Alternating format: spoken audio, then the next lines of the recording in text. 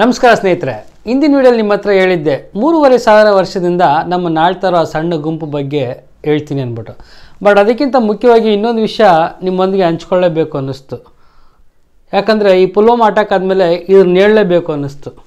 ನಮ್ಮಿಂದ ಬಚ್ಚಿಟ್ಟಿರೋ ಸತ್ಯಗಳಲ್ಲಿ ಇದು ಒಂದು ಅಂತ, ಅಂದರೆ ನಾವು ತಿಳ್ಕೊಳ್ಳೋಕ್ಕೆ ಬಿಟ್ಟಂಥ ವಿಷಯ ತಗೋಬೋದು.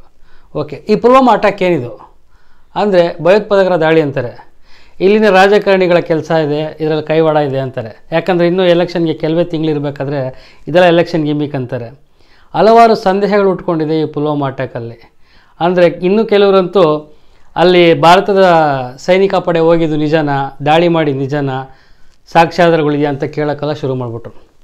ಅಂದರೆ ಇಡೀ ಭಾರತ ದೇಶನೇ ಒಗ್ಗಟ್ಟಾಗಿ ನಿಂತ್ಕೊಂಡು ಬೋಲೋ ಭಾರತ್ ಮಾತಾ ಕಿ ಜೈ, ಒಂದೇ ಮಾತರಂ ಅಂತ ಹೇಳ್ತಾ ಇರಬೇಕಾದ್ರೆ ಇದೆಲ್ಲ ಬೇಕಂತ ಖಂಡಿತ ಬೇಕು ಗೆಳೆಯರೆ. ಯಾಕಂದರೆ ನಾನು ಹೇಳಕೊಟ್ಟಿರೋದು ಇದರಿಂದ ಯಾರು ಕೈವಾಡ ಇದೆ ಅಂತಲ್ಲ, ಇದೆಲ್ಲ ಯಾಕೆ ನಡೀತಾ ಇದೆ ಅಂತ. ನನ್ನ ಹುಡುಕಾಟದಲ್ಲಿ ನನಗೆ ಕೆಲವೊಂದು ವಿಷಯಗಳು ಸಿಕ್ತು, ಅದನ್ನು ನಿಮ್ಮೊಂದಿಗೆ ಹಂಚ್ಕೋಬೇಕು ಅಂತಲೇ ನನ್ನ ಉದ್ದೇಶ. ಅಂದರೆ ಏನಿದು ಪಾಕಿಸ್ತಾನ, ಭಾರತ, ಕಾಶ್ಮೀರ, ಚೈನಾ, ಯಾಕೆ ಭಾರತದ ಬಹುಭಾಗ ಸೈನಿಕರು ಕಾಶ್ಮೀರದಲ್ಲೇ ಇದ್ದಾರೆ? ಅಷ್ಟು ಗೊತ್ತಿಲ್ಲದೇನೋ ಅದು ಗಡಿ ಪ್ರದೇಶ, ಅದಕ್ಕೆ ಅಲ್ಲಿರ್ತಾರೆ ಅನ್ನೋ ನಿಮ್ಮ ಮೈಂಡ್ ವಾಯ್ಸು ನನಗೆ ಕೇಳಿಸ್ತಾ ಇದೆ. ಬಟ್ ಗಡಿ ಪ್ರದೇಶ ಕರೆಕ್ಟು, ಅದಕ್ಕೆ ಗಡಿಲಿರಬೇಕು. ಯಾಕೆ ಕಾಶ್ಮೀರದ ನಗರಗಳಲ್ಲಿ ರಸ್ತೆಗಳಲ್ಲಿ ನಮ್ಮ ಸೈನಿಕರು ನಿಂತಿದ್ದಾರೆ? ಇದನ್ನು ಯಾವತ್ತಾದ್ರೂ ಯೋಚನೆ ಮಾಡಿದ್ದೀವ? ಯಾಕೆ ಕಾಶ್ಮೀರನ ಸುತ್ತಿ ಪಾಕಿಸ್ತಾನ ಬರ್ತಾನೆ ಇದೆ? ಯಾಕೆ ಬಿಡದಲ್ಲೇ ಚೈನಾ ಬೇಟೆ ಆಡ್ತಾನೆ ಇದೆ ಕಾಶ್ಮೀರದ ಮೇಲೆ? ಇದ್ರ ಬಗ್ಗೆ ಎಲ್ಲ ಯಾವತ್ತಾದ್ರೂ ಯೋಚನೆ ಮಾಡಿದ್ದೀವ? ನಮ್ಮಲ್ಲಿ ಎಷ್ಟು ಜನಕ್ಕೆ ಗೊತ್ತು ಕಾಶ್ಮೀರ ಭಾರತಕ್ಕೆ ಸೇರಿದೆಯಲ್ಲ ಅಂದ್ಬಿಟ್ಟು? ಆಶ್ಚರ್ಯ ಆಗ್ತದೆ ಅಲ್ವಾ? ಹೌದು ಗೆಳೆಯರೆ, ಭಾರತಕ್ಕೂ ಕಾಶ್ಮೀರಕ್ಕೂ ಯಾವುದೇ ರೀತಿಯ ಸಂಬಂಧ ಇಲ್ಲ. ಇದು ಬೇರೆ ದೇಶ, ಅದು ಬೇರೆ ದೇಶ. ಅಂದರೆ 1947ರಲ್ಲಿ ಆಗಿನ ಗವರ್ನರ್ ಜನರಲ್ ಮೌಂಟ್ ಬೆಟನ್ ನೇತೃತ್ವದಲ್ಲೇ ಈ ಎಲ್ಲ ವಿಷಯಗಳು ನಡೆಯುತ್ತೆ. ಅಂದರೆ ಪಾಕಿಸ್ತಾನ ವಿಭಜನೆ ಆಗಲಿ, ಪಾಕಿಸ್ತಾನ ಭಾರತ ಸ್ವಾತಂತ್ರ್ಯ ಆಗಲಿ, ಎಲ್ಲ ನಡೆಯುತ್ತೆ. ಪಾಕಿಸ್ತಾನ ವಿಭಜನೆ ಆದಮೇಲೆ 562 ಸಂಸ್ಥಾನಗಳು ಉಳ್ಕೊಳ್ಳುತ್ತೆ. ಆಗ ಮೌಂಟ್ ಬೆಟನ್ ಅವರ ಆದೇಶ ಏನು ಅಂದರೆ, ಯಾವ ಸಂಸ್ಥಾನ ಯಾರ ಜೊತೆಗೆ ಬೇಕಾದರೂ ಸೇರ್ಕೋಬೋದು. ಅಂದರೆ ಭಾರತಕ್ಕೆ ಬೇಕಾದರೂ ಸೇರ್ಕೋಬೋದು, ಪಾಕಿಸ್ತಾನಕ್ಕೆ ಬೇಕಾದರೂ ಸೇರ್ಕೋಬೋದು. ಮತ್ತೊಂದು ವಿಷಯ ಏನಂದರೆ, ಯಾವುದೇ ಕಾರಣಕ್ಕಾಗಲಿ ಬ್ರಿಟಿಷ್ ಸರ್ಕಾರ ಇನ್ನು ಮುಂದೆ ಯಾವುದೇ ಸಂಸ್ಥಾನಗಳಿಗೆ ಸೈನಿಕ ಪಡೆ ಸಹಾಯ ಮಾಡಲ್ಲ, ಕೊಡಲ್ಲ ಅಂತ ಒಂದು ಮಾತಾಗುತ್ತೆ. ಈಗಿರಬೇಕಾದ್ರೆ 560 ಸಂಸ್ಥಾನಗಳು ಒಂದಾಗಿ ಭಾರತ ಅನ್ನಿಸ್ಕೊಳ್ಳುತ್ತೆ. ಆದರೆ 2 ಸಂಸ್ಥಾನಗಳು ಮಾತ್ರ ಸಪ್ರೇಟಾಗಿ ಉಳ್ಕೊಳ್ಳುತ್ತೆ. ಪ್ರತ್ಯೇಕವಾಗಿರ್ತೀವಿ ನಾವು, ನಮಗೆ ಯಾರು ಸಹಾಯನೂ ಬೇಡ, ನಮಗೆ ಏನೂ ಬೇಡ, ನಾವು ಸ್ವತಂತ್ರವಾಗಿರೋಕ್ಕೆ ಬಯಸ್ತೀವಿ, ನಮಗೆ ಪಾಕಿಸ್ತಾನವೂ ಬೇಡ, ಭಾರತನೂ ಬೇಡ ಅಂತಾರೆ. ಈ 2 ಸಂಸ್ಥಾನ ಯಾವುದು ಅಂದರೆ, ಈಗಿನ ಆಂಧ್ರ ಪ್ರದೇಶ, ತೆಲಂಗಾಣ ಏನು ಹೇಳ್ತೀವೋ ಅದೊಂದು, ಜಮ್ಮು ಕಾಶ್ಮೀರ ಒಂದು. ಕೆಲವು ರಾಜಕೀಯ ತಂತ್ರಗಳು, ಒತ್ತಡ, ಇದೆಲ್ಲ ನಂತರ ಆಂಧ್ರ ಬೇರೆ ದಾರಿ ಇಲ್ದಿರ ಭಾರತಕ್ಕೆ ಸೇರ್ಪಡೆ ಆಗುತ್ತೆ. ಆದರೆ ಕಾಶ್ಮೀರದ ಆಗಿನ ಮಹಾರಾಜ ಹರಿ ಸಿಂಗ್ ಯಾವುದೇ ಕಾರಣಕ್ಕೆ ತನ್ನ ನಿಲುವನ್ನು ಬದಲಾಯಿಸ್ಕೊಳ್ಳಲ್ಲ. ನಾವು ಯಾವತ್ತೂ ಸಪ್ರೇಟಾಗಿ ಇರ್ತೀವಿ, ನಮ್ಮದು ಪ್ರತ್ಯೇಕ ರಾಷ್ಟ್ರವಾಗಿ ಇರುತ್ತೆ, ನಮ್ಮದು ಆಜಾದ್ ಕಾಶ್ಮೀರ್. ಈ ಆಜಾದ್ ಕಾಶ್ಮೀರ್ ಇದನ್ನು ನೆನಪಿಟ್ಕೊಳ್ಳಿ, ನಮಗೆ ಏನೂ ಬೇಡ, ಯಾರೂ ಬೇಡ, ನಾವು ಸಪ್ರೇಟಾಗಿ ಇದ್ಬಿಡ್ತೀವಿ ಅಂತ ಹೇಳ್ತಾರೆ. ಆಗ ಮತ್ತೆ ಭಾರತ ಆಹ್ವಾನ ಮಾಡುತ್ತವ್ರಿಗೆ, ನೀವು ಬಂದು ಸೇರ್ಕೊಬಿಡಿ ಅಂತ. ಈ ವಿಷಯ ಅಂತ ತಿಳ್ಕೊಂಡು ಪಾಕಿಸ್ತಾನ ತನ್ನ ನೆರೆ ರಾಷ್ಟ್ರಗಳ ಜೊತೆ ಸೇರಿ ಕಾಶ್ಮೀರ ಆಕ್ರಮಣಕ್ಕೆ ಬರ್ತಾರೆ. ಅವರು ಸುಮಾರು ಒಂದು 700 ಕಿಲೋಮೀಟ್ರ್ವರೆಗೂ ಕಾಶ್ಮೀರನ ಆಕ್ರಮಣ ಮಾಡ್ಕೊಬಿಡ್ತಾರೆ, ಹತ್ತತ್ರ ಶ್ರೀನಗರ ತನಕ. ಆಗ ಹರಿ ಸಿಂಗ್ ಭಾರತದ ಹತ್ರ ಸಹಾಯ ಕೇಳ್ತಾರೆ. ಆಗ ಅಲ್ಲಿನ ರಾಜಕೀಯ ವ್ಯಕ್ತಿಗಳು, ಸರ್ದಾರ್ ವಲ್ಲಭಾಯ್ ಪಟೇಲ್ ಆಗಲಿ ಮತ್ತು ನೆಹರು ಆಗಲಿ, ಇವರೆಲ್ಲ ಸೇರ್ಕೊಂಡು ಏನು ಮಾಡ್ತಾರೆ ಅಂದರೆ, ಇದೇ ಸಮಯ, ನೀವು ಸ್ವಾತಂತ್ರ್ಯ ಇರ್ತೀನಿ ಅಂತ ಹೇಳ್ಬಿಟ್ಟು ಹೋದ್ರಿ, ನೀವು ಸ್ವಾತಂತ್ರ್ಯ ಇರ್ರಿ, ನಮ್ಮ ಸಹಾಯ ಏನಕ್ಕೆ ಬೇಕು ನಿಮಗೆ, ನಾವು ಯಾಕೆ ಸಹಾಯ ಮಾಡೋಕ್ಕಾಗುತ್ತೆ ನಿಮಗೆ ಅಂತೆಲ್ಲ ಹೇಳ್ತಾರೆ. ಈಗ ಅದ್ರ ಬಗ್ಗೆ ಮಾತಾಡೋ ಸಮಯ ಅಲ್ಲ, ನಮಗೆ ಸಹಾಯ ಮಾಡಿ ಅಂತ ಕೇಳ್ತಾರೆ. ಆಗ ಹೇಳೋದೇನು ಅಂದರೆ, ನೀವು ಭಾರತದ ಜೊತೆ ಸೇರ್ಕೊಬಿಡಿ, ನೀವು ಸಪ್ರೇಟಾಗಿದ್ದರೆ ತಾನೇ ಈ ತೊಂದರೆ ಅಲ್ಲ, ನೀವು ಭಾರತದ ಜೊತೆ ಸೇರ್ಕೊಳ್ಳಿ, ನಿಮಗೇನಾದರೆ ಭಾರತಕ್ಕಾದಂಗೆ, ಭಾರತದ ಸೈನ್ಯ ನಿಮ್ಮ ಸೈನ್ಯ ಇದ್ದಂಗೆ ಅಂತ ಹೇಳ್ತಾರೆ. ಇಲ್ಲ, ನಾವು ಆಜಾದ್ ಕಾಶ್ಮೀರ ಆಗಿ ಇರ್ತೀವಿ ಅಂತ ಮತ್ತೆ ಅದೇ ಮಾತಾಡ್ತಾರವರು. ಬಟ್ ಆದರೆ ಸಹಾಯ ಬೇಕು ಅವರಿಗೆ. ಈ ಥರ ಮಾತುಕತೆಗಳು ನಡೀತಾ ಇರಬೇಕಾದ್ರೆ ಆಗ ಅವರು ಹೇಳೋ ವಿಷಯ ಏನು ಅಂದರೆ, ಒಂದು ಕೆಲಸ ಮಾಡಿ, ನೀವು ತಾತ್ಕಾಲಿಕವಾಗಿ ಭಾರತದ ಜೊತೆ ಸೇರ್ಕೊಳ್ಳಿ, ಆಮೇಲೆ ಈ ಸಮಸ್ಯೆ ಎಲ್ಲ ಆದಮೇಲೆ ಯುದ್ಧ ಎಲ್ಲ ಮುಗಿದ ಮೇಲೆ ನೀವು ಸ್ವಾತಂತ್ರ್ಯರಾಗಿ ಇರಿ, ಯಾವಾಗಲೂ ಇರೋ ಥರನೇ ಅಂತ ಹೇಳ್ತಾರೆ. ಸರಿ ಆಯಿತು ಅಂತ ಹೇಳಿ ಮೌಂಟ್ ಬೇಟನ್ ನೇತೃತ್ವದಲ್ಲಿ ಒಂದು ಒಪ್ಪಂದ ನಡೀತದೆ. ಅದೇ ದಿ ಇನ್ಸ್ಟ್ರೂಮೆಂಟ್ ಆಫ್ ಆಕ್ಸೆಷನ್ ಅಂತೇಳಿ. ಇದರಲ್ಲಿ ಹಲವಾರು ಷರತ್ತುಗಳಿರುತ್ತೆ. ಅದರಲ್ಲಿ ಮುಖ್ಯವಾದ ಮೊದಲೇ ಹೇಳಿದ್ನಲ್ಲ, ಇದು ತಾತ್ಕಾಲಿಕ ಸೇರ್ಪಡೆ. ಈ ಯುದ್ಧದ ನಂತರ, ಈ ಸಮಸ್ಯೆ ಎಲ್ಲ ಬಗೆಹರಿದ ನಂತರ ನಾವು ನಿಮಗೆ ಸ್ವಾತಂತ್ರ್ಯವಾಗಿ ಬಿಟ್ಕೊಡ್ತೀವಿ ಅಂತ ಭಾರತ ಬರೆದು ಕೊಡುವಂಥ ಪತ್ರ ಇದು. ಇದರಲ್ಲಿ ಇನ್ನೊಂದು ಏನೋ ವಿಷಯ ಅಂದರೆ, ಭಾರತದ ಯಾವುದೇ ಕಾನೂನು ಕಾಯ್ದೆ ಆಗಲಿ ಶಾಸ್ತ್ರ ಸಂಪ್ರದಾಯಗಳಿ ನಮ್ಮ ಮೇಲೆ ಜಾರಿಗೆ ತರೋ ಹಾಗಿಲ್ಲ, ಅಂದರೆ ನಮ್ಮ ಮೇಲೆ ಇಂಪ್ಲಿಮೆಂಟ್ ಮಾಡೋಂಗಿಲ್ಲ. ಇವತ್ತಿಗೂ ಕಾಶ್ಮೀರಕ್ಕೆ ಬೇರೆ ಒಂದು ರೂಲ್ಸು, ಭಾರತಕ್ಕೆ ಬೇರೆ ಒಂದು ರೂಲ್ಸು, ಇದೆಲ್ಲ ಹುಡುಕಿದ್ರೆ ಗೊತ್ತಾಗುತ್ತೆ ನಿಮಗೆ.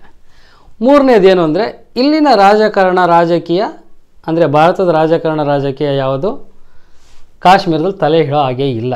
ಅಂದರೆ ದೆಹಲಿಯಲ್ಲಿ ಕೂತ್ಕೊಂಡು ಕಾಶ್ಮೀರನ ಕಂಟ್ರೋಲ್ ಮಾಡೋದು ಆ ಥರ ಎಲ್ಲ ಇರಬಾರ್ದು. ನಮ್ಮದು ಪ್ರತ್ಯೇಕ ರಾಷ್ಟ್ರವಾಗಿ ಉಳ್ಕೊಳ್ಳುತ್ತೆ, ನಾವೇ ಇದಕ್ಕೆ ರಾಜರು, ನಮ್ಮದೇ ಆಡಳಿತ ನಡೆಯುತ್ತಿಲ್ಲಿ, ನಾವೇ ಇದನ್ನು ಆಳ್ವಿಕೆ ಮಾಡ್ತೀವಿ. ನಿಮ್ಮ ಯಾವ ಒಂದು ತೊಂದರೆನೂ ನಮಗೆ ಬರೋ ಹಾಗಿಲ್ಲ, ನೀವು ಯಾವುದೋ ಒಂದು ಷರತ್ತು ನಮ್ಗೆ ಹಾಕಾಗಿಲ್ಲ. ಇನ್ನೊಂದು ಮುಖ್ಯವಾದ ವಿಷಯ ಏನಂದರೆ, ಇದೆಲ್ಲ ಮುಗಿದ ಮೇಲೆ ಒಂದು ಎಲೆಕ್ಷನ್ ಥರ ಇಡೋದು. ಅಂದರೆ ಭಾರತಕ್ಕೆ ಕಾಶ್ಮೀರ ಸೇರುತ್ತೆ ಅನ್ನೋದೊಂದು, ಇಲ್ಲ ಕಾಶ್ಮೀರ ಸ್ವತಂತ್ರವಾಗಿರುತ್ತೆ ಅನ್ನೋದು, ಈ ಎರಡನ್ನೂ ಇಟ್ಟು ಅಲ್ಲಿನ ಜನರ ಹತ್ರ ಅಭಿಪ್ರಾಯ ಕೇಳಿ, ಅಂದರೆ ಎಲೆಕ್ಷನ್ ಥರ ಮಾಡಿ ನಿರ್ಧಾರ ತಗೊಳ್ಳೋಣ ಅನ್ನೋದೇ ಇನ್ನೊಂದು ಷರತ್ತಾಗಿರುತ್ತೆ. ಈ ಇಷ್ಟು ಷರತ್ತುಗಳು ಒಪ್ಪಂದ ಮಾಡಿನೇ ಹೋಗುತ್ತೆ ಭಾರತ ಸೈನ್ಯ ಕಾಶ್ಮೀರದೊಳಕ್ಕೆ. ಆಗ ಅಲ್ಲಿ ಏನು ನಡೆಯುತ್ತೆ ಅಂದರೆ, ಹೆಚ್ಚು ಕಡಿಮೆ ಶ್ರೀನಗರದವರೆಗೂ ಬಂದುಬಿಟ್ಟಿರ್ತಾರೆ ಪಾಕಿಸ್ತಾನವರು. ಮತ್ತು ಅವ್ರನ್ನ ಮುಂದೆ ಬರದೇ ಇರೋ ಥರ ತಡೆದು ಅಲ್ಲೇ ನಿಲ್ಲಿಸಿ ಎಲ್ಲ ಇದು ಮಾಡ್ತಾರೆ. ಎಲ್ಲಿವರೆಗೂ ಆಕ್ರಮಣವಾಗಿರುತ್ತೋ ಅಲ್ಲಿಂದ ಅವ್ರನ್ನ ವಾಪಸ್ ಹೋಗೋಕೆ ಹೇಳ್ತಾರೆ. ಇಲ್ಲ, ಮೊದಲು ಭಾರತದ ಸೈನಿಕರು ವಾಪಸ್ ಹೋಗಲಿ, ಆ ನಂತರ ನಾವು ಹೋಗ್ತೀವಿ ಅಂತ ಹೇಳ್ತಾರೆ. ಇದು ಈಗಲೇ ಅಷ್ಟು ಸುಲಭವಾಗಿ ಪರಿಹಾರ ಆಗಲ್ಲ ಅನ್ನೋದು ಮೌಂಟ್ ಬೇಟನ್ಗೆ ಅರಿವಾಗುತ್ತೆ. ಆಗ ಅವ್ರೇನು ಹೇಳ್ತಾರೆ, ಸರಿ ಪಾಕಿಸ್ತಾನ ಎಲ್ಲಿವರೆಗೂ ಆಕ್ರಮಣ ಮಾಡಿದ್ಯೋ ಅಲ್ಲಿವರೆಗೂ ಪಾಕಿಸ್ತಾನವಾಗಲಿ ಉಳ್ಕೊಳ್ಳಿ ಅಂತ ಒಂದು ಮಾತುಕತೆ ನಡೀತೆ. ಇದು ಬಂದು 1972ರಲ್ಲಿ ದಾಖಲಾತಿ ಆಗುತ್ತೆ, ಅಂದರೆ ಅಫಿಷಿಯಲ್ ಆಗಿ ಡಿಕ್ಲೇರ್ ಆಗುತ್ತೆ. ಅದೇ LOC ಅನ್ನೋದು. ಸೊ ಇಷ್ಟೆಲ್ಲ ನಡೀತದೆ ಘಟನೆಗಳು. ಇದ್ರ ನಡುವೆ 1962ರಲ್ಲಿ ಚೈನಾನು ತನ್ನ ಪಾಲಿಗೆ ಕಾಶ್ಮೀರದ ಮೇಲೆ ದಾಳಿ ನಡೆಸುತ್ತೆ. ಅವರು ಸ್ವಲ್ಪ ಕಾಶ್ಮೀರನ ಆಕ್ರಮಣ ಮಾಡ್ಕೊಳ್ತಾರೆ. ಅದು LAC, ಲೈನ್ ಆ್ಯಕ್ಚುಯಲ್ ಕಂಟ್ರೋಲ್. ಇದು ಇತಿಹಾಸ. ಇದಕ್ಕೆ ಎಲ್ಲ ರೀತಿಯ ದಾಖಲೆಗಳಿದೆ, ಎಲ್ಲ ರೀತಿಯ ಸಾಕ್ಷ್ಯಾಧಾರಗಳು ಇದೆ. ಅಂದರೆ ಯಾವನೋ ಹುಚ್ಚ ಏನೇನೋ ಮಾತಾಡ್ತಾ ಇದ್ದಾನೆ ಅಂತ ನೀವು ಅಂದ್ಕೋಬೋದು. ಏನಿಲ್ಲ, ಗೂಗಲ್ ಇದೆ, ಗೂಗಲಲ್ಲಿ ಹುಡುಕಿ. ಇವತ್ತು ಎಲ್ಲರ ಕೈಯಲ್ಲೂ ಇಂಟರ್ನೆಟ್ ಧಾರಾಳವಾಗಿ ಓಡಾಡ್ತಾ ಇದೆ. ಈ ಹರಿ ಸಿಂಗ್ ಯಾರು, ಈ ಇನ್ಸ್ಟ್ರೂಮೆಂಟ್ ಆಫ್ ಆಕ್ಸೆಷನ್ ಅನ್ನೋದು ಏನು, ಈ ಮೌಂಟ್ ಬೇಟನ್ ಯಾರು, ಇಲ್ಲಿ ನಡೆದಂಥ ವಿಷಯಗಳು ಏನು, ಎಲ್ಲ ಹುಡುಕರೆ ಸಿಗುತ್ತೆ. ಇನ್ನೊಂದು ವಿಷಯ, ನೀವು ನಮ್ಮ ರಾಷ್ಟ್ರಗೀತೆಯಲ್ಲಿ ಹುಡುಕಿ ನೋಡಿ, ಜಮ್ಮು ಮತ್ತು ಕಾಶ್ಮೀರದ ಹೆಸರೇ ಇರಲ್ಲ. ಯಾಕಂದರೆ ಅದು ರಚನೆ ಆಗಿದ್ದು 1911ರಲ್ಲಿ. ಅಂದರೆ ಆವಾಗ ಜಮ್ಮು ಮತ್ತು ಕಾಶ್ಮೀರ ಭಾರತದ ಜೊತೆ ಸೇರಲ್ಲ ಅನ್ನೋ ನಂಬಿಕೆ ರವೀಂದ್ರನಾಥ್ ಟ್ಯಾಗೋರ್ಗೆ ಇದ್ದಿದೆ. ಸರಿ, ಅದು ಬಿಡಿ. ಅವರಿಗೆ ಅಂತ ಒಂದು ಪ್ರತ್ಯೇಕವಾದ ರಾಷ್ಟ್ರಗೀತೆ ಇದೆ. ಇದು ನಮ್ಮಲ್ಲಿ ಎಷ್ಟು ಜನಕ್ಕೆ ಗೊತ್ತು? ಆಶ್ಚರ್ಯ. ಇನ್ನೊಂದು ಆಶ್ಚರ್ಯನೂ ಕಾದಿದೆ, ಅವರಿಗೆ ಅಂತ ರಾಷ್ಟ್ರಧ್ವಜನೂ ಇದೆ. ಇದು ಗೊತ್ತು ನಮ್ಮಲ್ಲಿ ಯಾರಿಗಾದರೂ? ಇದೇ ಆ ರಾಷ್ಟ್ರಧ್ವಜ. ಮತ್ತು ಇದೆಲ್ಲ ಬೇಡ, ಸಿಂಪಲಾಗಿ ಇನ್ನೊಂದು ಹೇಳ್ತೀನಿ, ಅದನ್ನು ಕೇಳಿ. Who is the first prime minister of Jammu and Kashmir ಅಂತ ಹಾಕಿ. ಇವನಿಗೆ ನಿಜವಾಗ್ಲೂ ತಲೆ ಕೆಟ್ಟಿದೆ ಅಂದ್ಕೊಂಡಿದ್ದೀರ? ಅಂದರೆ ಕಾಶ್ಮೀರ ಭಾರತದೊಳಗೆ ಇರಬೇಕಾದ್ರೆ ಜಮ್ಮು ಮತ್ತು ಕಾಶ್ಮೀರಕ್ಕೊಬ್ಬ ಪ್ರಧಾನಿ, ಭಾರತಕ್ಕೊಬ್ಬ ಪ್ರಧಾನಿ ಅಂತ ನೀವು ಟೀಕೆ ಮಾಡ್ಬೋದು ನನ್ನ. ಬಟ್ ನೀವು ಖಂಡಿತ ಇದನ್ನು ಹುಡುಕಿ, ಇದಕ್ಕೆ ಗೂಗಲ್ ನಿಮ್ಗೆ ಉತ್ತರ ಕೊಡುತ್ತೆ. ಆದರೆ ದಯವಿಟ್ಟು ಇಂಗ್ಲೀಷ್ನಲ್ಲಿ ಹುಡುಕಿ, ಕನ್ನಡದಲ್ಲಿ ಹುಡುಕಕ್ಕೆ ಹೋಗಬೇಡಿ. ಯಾಕಂದರೆ ಕನ್ನಡದಲ್ಲಿ ಹುಡುಕಿದ್ರೆ ಆ ಲಿಸ್ಟಲ್ಲಿ ಬರೀ ಭಾರತದ ಪ್ರಧಾನಿಗಳ ಹೆಸರು ಇರುತ್ತೆ ಹೊರತು ಅವ್ರು ಯಾರ ಹೆಸರು ಇರಲ್ಲ. ಯಾಕಂದರೆ ನಮ್ಮ ಹತ್ರ ಬಚ್ಚಿಟ್ಟಿರೋ ಸತ್ಯಗಳಲ್ವ ಇದೆಲ್ಲ. ಅದಕ್ಕಾಗಿ ಬ್ರಿಟಿಷರು ನಮ್ಮನ್ನು ಆಡಳಿತ ಮಾಡ್ತಿದ್ದಾಗ ಅವರು ಸ್ಕೂಲ್ ಕಟ್ಸಿದ್ರು, ಕಾಲೇಜ್ ಕಟ್ಸಿದ್ರು, ಹಾಸ್ಪಿಟ್ಲ್ ಕಟ್ಸಿದ್ರು, ರಸ್ತೆ ಹಾಕಿದ್ರು, ಬ್ರಿಡ್ಜ್ ಹಾಕಿದ್ರು, ಎಲ್ಲ ಮಾಡಿದ್ರು. ಆದರೆ ನಾವು ಅವ್ರಿಗೆ ಹೇಳ್ತಾ ಇದ್ದಿದ್ದೇನು? ಬ್ರಿಟಿಷರು ನಮ್ಮ ಮೇಲೆ ದೌರ್ಜನ್ಯ ಮಾಡ್ತಾ ಇದ್ದಾರೆ, ನಾವು ಅವರು ಗುಲಾಮರಾಗಿರಲ್ಲ. ಇದೊಂದೇ ಮಂತ್ರ ಇದ್ದಿದ್ದು ನಮ್ಮ ಹತ್ರ. ಸ್ವಾತಂತ್ರ್ಯ ನಮ್ಮ ಜನ್ಮಸಿದ್ಧ ಹಕ್ಕು. ಆಗಲೇ ಅಲ್ವಾ ನಮ್ಮ ಭಗತ್ ಸಿಂಗ್ ಆಗಲಿ ಸುಭಾಷ್ ಚಂದ್ರ ಬೋಸ್ ಆಗಲಿ ಸ್ಫೋಟಗೊಂಡಿದ್ದು. ಅಂದರೆ ಸುಭಾಷ್ ಚಂದ್ರ ಬೋಸ್ ಎಲ್ಲೆಲ್ಲ ಹೋಗಿ ಟ್ರೈನಿಂಗ್ ತೊಗೊಂಬಂದು ತಮ್ಮ ಸೈನಿಕ ಪಡೆ ತಗೊಂಡೋಗಿ ಎಲ್ಲೆಲ್ಲ ಹೋಗಿ ಟ್ರೈನಿಂಗ್ ತೊಗೊಂಬಂದರು. ನಮ್ಮ ಭಗತ್ ಸಿಂಗ್ ದೊಡ್ಡ ದೇಶ ಪ್ರೇಮಿ, ಮಹಾನ್ ಹೋರಾಟಗಾರ ಎಲ್ಲ ಹೇಳ್ತೀವಿ, ಹೆಮ್ಮೆಯಿಂದ ಹೇಳ್ಕೊಳ್ತೀವಿ ಇವರಿಬ್ಬರ ಬಗ್ಗೆನೇ. ಅಂದರೆ ಇವರಿಬ್ಬರು ಬ್ರಿಟಿಷ್ ಸರ್ಕಾರಕ್ಕೆ ಬರೀ ಉಗ್ರಗಾಮಿಗಳು ಅಷ್ಟೇ. ಅಂದರೆ ಬ್ರಿಟಿಷ್ ಸರ್ಕಾರ ಇವ್ರನ್ನ ಹುಡುಕ್ತಾ ಇತ್ತು. ಇದು ನಿಜ ಅಲ್ವೋ? ಅಂದರೆ ನಮಗೆ ದೇಶ ಪ್ರೇಮಿಯಾಗಿ ಕಂಡವರು ಬ್ರಿಟಿಷರಿಗೆ ಹೆಂಗೆ ಉಗ್ರಗಾಮಿಯಾಗಿ ಕಾಡ್ತಾರೆ? ಅಂದರೆ ನ್ಯಾಯ ಅನ್ನೋದು ಎಲ್ಲರಿಗೂ ಒಂದೇ. ನಾನು ನಿಮ್ಗೆ ಹೇಳಿದ್ನಲ್ಲ, ಇನ್ಸ್ಟ್ರೂಮೆಂಟ್ ಆಫ್ ಸಕ್ಸೆಷನಲ್ಲಿ ಇದ್ದ ಒಂದು ಷರತ್ತೇನು ಅಂತ, ಎಲೆಕ್ಷನ್. ಆ ಎಲೆಕ್ಷನ್ ಇದುವರೆಗೂ ಭಾರತದಿಂದ ನಡೆಸಲೇ ಇಲ್ಲ. ಅದಕ್ಕಾಗಿ ಅವರು ಹೋರಾಟ ಮಾಡ್ತಾಯಿದ್ದಾರೆ. ಅಂದರೆ ಇದುವರೆಗೂ ಹೋರಾಟ ಮಾಡ್ತಾಯಿದ್ದಾರೆ. 70 ವರ್ಷದಿಂದ ಅವರು ಹೋರಾಡ್ತಾನೇ ಇದ್ದಾರೆ. ನಮಗೆ ಸ್ವಾತಂತ್ರ್ಯರನ್ನಾಗಿ ಮಾಡಿ, ಆಜಾದ್ ಕಾಶ್ಮೀರ್ ಬೇಕು, ನಮಗೆ ಆಜಾದ್ ಕಾಶ್ಮೀರ್ ಬೇಕು ಅಂತ. ಇದು ಒಂದು ಗಂಭೀರವಾದ ಸಮಸ್ಯೆ. ಇದನ್ನು ಯಾವ ಮಾಧ್ಯಮಗಳು ಹೇಳಲ್ಲ. ಅಂದರೆ ಅಟ್ಯಾಕ್ ಆಗುತ್ತೆ, ಯಾರು ಮಾಡಿದ್ರು ಏನು ಮಾಡಿದ್ರು ಎಲ್ಲದರಿಂದ ಒಂದು ಮುಸ್ಲಿಂ ಅನ್ನೋ ಒಂದು ಹೆಸರಿರುತ್ತೆ ಹೊರತು ಅವರು ಯಾವ ದೇಶಕ್ಕೆ ಸಂಬಂಧಪಟ್ಟವರು, ಇದ್ರ ಹಿನ್ನೆಲೆ ಏನು ಅಂತ ಯಾರೂ ಹುಡ್ಕೋದೇ ಇಲ್ಲ, ಹೇಳೋದೂ ಇಲ್ಲ. ಯಾಕಂದರೆ ಅವ್ರು ಏನು ಹೇಳ್ತಾರೋ ಅದೇ ನ್ಯೂಸು. ಒಬ್ಬ ಸೆಲಿಬ್ರಿಟಿನ ಬೀದಿಗಿಳಿಸೋ ಥರ ಅವನ ಇತಿಹಾಸನ ಹುಡುಕಿ ಎಲ್ಲರ ಮುಂದೆ ಬಿಚ್ಚಿಡೋ ಮಾಧ್ಯಮಗಳು ಇದನ್ನು ಯಾಕೆ ಮಾಡ್ತಾಯಿಲ್ಲ? ಅಂದರೆ ನ್ಯಾಯ ಅನ್ನೋದು ಎಲ್ಲರಿಗೂ ಒಂದೇ ಅಲ್ವಾ ಗೆಳೆಯರೆ? ಅಂದರೆ ನಮಗೊಂದು ನ್ಯಾಯ, ನಿಮಗೊಂದು ನ್ಯಾಯನ? ಅಂದರೆ ಸ್ವಾತಂತ್ರ್ಯಕ್ಕಾಗಿ ಹೋರಾಡೋರು ಅವ್ರ ಕಡೆ ನ್ಯಾಯ ಇದ್ದರೆ ಮಾತ್ರ ಹೋರಾಡ್ತಾರೆ ಅನ್ನೋದು ಎಲ್ಲರಿಗೂ ಗೊತ್ತಿರುತ್ತೆ. ಯಾಕಂದರೆ ನಾವು ಆ ಹೋರಾಟ ಮಾಡಿನೇ ಸ್ವಾತಂತ್ರ್ಯ ಪಡೆದಿರೋದು. ಇನ್ನು ಮುಂದೆ ಆದರೂ ನಾವು ಎಚ್ಚೆತ್ಕೊಳ್ಬೇಕು. ಇದನ್ನೆಲ್ಲ ತಿಳ್ಕೊಂಡ್ಮೇಲೆ ನಮ್ಮಿಂದ ಜೀರ್ಣಿಸಲ್ಲ ಅಲ್ವಾ ಸ್ನೇಹಿತರೆ? ನಿಜ. ಯಾಕಂದರೆ ಈ ಥರ ಹಲವಾರು ವಿಷಯಗಳು ನಮ್ಮ ಮನಸ್ಸಿನ ಆಳದಲ್ಲಿ ತುಂಬಿಡಿದ್ದಾರೆ. ಅಂದರೆ ಅದರಲ್ಲಿ ಇದು ಒಂದು, ಕಾಶ್ಮೀರದಿಂದ ಕನ್ಯಾಕುಮಾರಿಯವರೆಗೆ ಭಾರತ ಅಂತ ಹೇಳಿ ಹೇಳಿ ಹೇಳಿ ನಮ್ಮ ಮನಸ್ಸಿನಲ್ಲಿ ಬೇರೂರಿಸ್ಬಿಟ್ಟಿದ್ದಾರೆ. ಅಂದರೆ ನಾವು ಶಾಲೆಯಲ್ಲಿ ಓದಿದ್ದಾಗಲಿ ಕಾಲೇಜಲ್ಲಿ ಕಲ್ತಿದ್ದಾಗಲಿ ಇದೆ, ನಾವು ಹೋಗಿದ್ದ ಕಡೆ ಬಂದಿದ್ದ ಕಡೆ ಮಾತಾಡಿರೋದೆಲ್ಲ ಇದೆ, ಕಾಶ್ಮೀರದಿಂದ ಕನ್ಯಾಕುಮಾರಿವರೆಗೂ ಅಂತ. ಈಗ ನೀವು ಸ್ವಲ್ಪ ಯೋಚನೆ ಮಾಡಿ. ಅಂದರೆ ನಾನು ಹೇಳಿದ್ದೆಲ್ಲ ಸತ್ಯ ಅನಿಸಿದ್ರೆ ಯೋಚನೆ ಮಾಡಿ, ಇಲ್ಲ ನೀವು ಹುಡುಕಾಟ ಮಾಡಿ ಅದಾದಮೇಲೆ ಅದರಲ್ಲಿ ಏನಾದರೂ ಸತ್ಯ ಇದೆ ಅನಿಸಿದ್ರೆ ಯೋಚನೆ ಮಾಡಿ. ನಾನು ಹೇಳಿದ್ರಲ್ಲಿ ಸ್ವಲ್ಪ ಅಂಕಿ ಅಂಶಗಳು ಈ ಕಡೆ ಇರ್ಬೋದು, ಆದರೆ ಕಾಶ್ಮೀರದ ಜನತೆಗೆ ನಡೀತಾ ಇರೋ ಅನ್ಯಾಯ ಇದು ಸತ್ಯ. ಇನ್ನೂ ನನ್ನ ಮಾತಲ್ಲಿ ನಿಮಗೆ ಸಂಶಯ ಇದ್ದರೆ ಈ ಒಂದು ಸಣ್ಣ ತುಣುಕನ್ನು ಕೇಳಿ.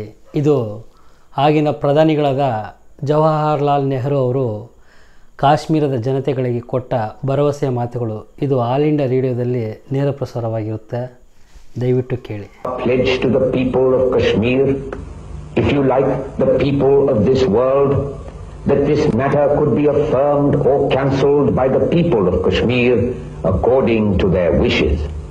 We do not wish to win people against their will with the help of armed force, and if the people want to part company with us, they may go their own way and we shall go ours. We want no forced marriages, no forced unions.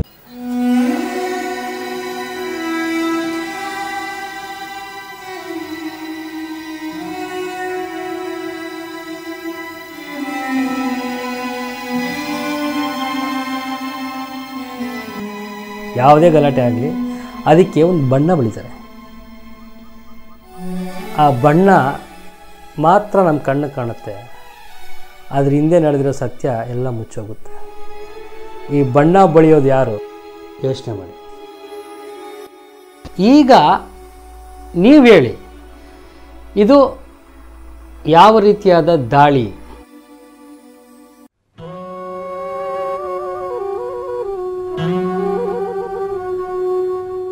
ಸತ್ಯವೇ ನಮ್ಮ ತಾಯಿ ತಂದೆ, ಸತ್ಯವೇ ನಮ್ಮ ಬಂಧು ಬಳಗ, ಸತ್ಯವಾಕ್ಯಕ್ಕೆ ತಪ್ಪಿ ನಡೆದರೆ ಮೆಚ್ಚನ ಪರಮಾತ್ಮನು.